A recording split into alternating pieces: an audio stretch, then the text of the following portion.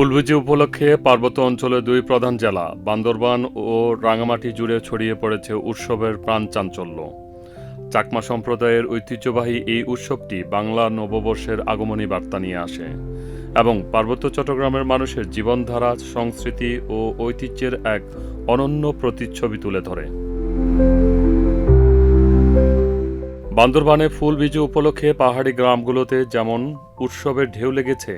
ভোরের আলো ফুটতেই তরুণ তরুণীরা ফুল সংগ্রহে বেরিয়ে পড়ে নদী, ঝর্ণা ও পাহাড়ি বনে ফুটে থাকা নানা রঙের ফুল সংগ্রহ করে ঘরবাড়ি সাজিয়ে থাকে।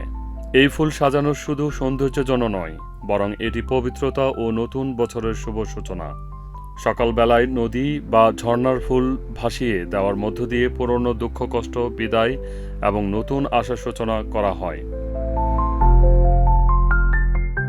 এই সময় ঐতিহ্যবাহী পোশাক পরিধান করে নানা সাংস্কৃতিক আয়োজন অনুষ্ঠিত হয়।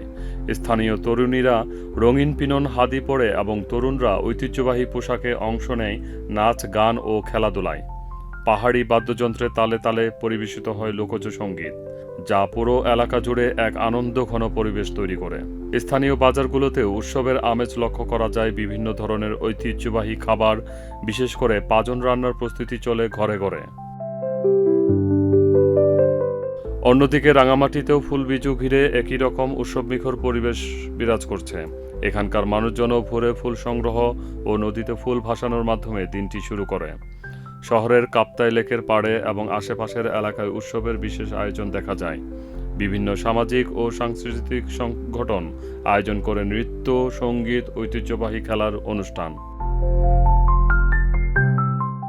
রাঙামাটির বিশেষ আকর্ষণ হল সমবেত সাংস্কৃতিক পরিবেশনা, যেখানে বিভিন্ন পাহাড়ি জনগোষ্ঠী তাদের নিজস্ব সংস্কৃতি তুলে ধরে।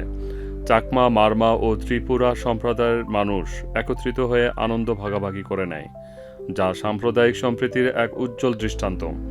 তরুণ প্রজন্মের অংশগ্রহণও চোখে পড়ার মতো, যা এই উৎসবের ধারাবাহিকতা বজায় রাখতে গুরুত্বপূর্ণ ভূমিকা রাখছে।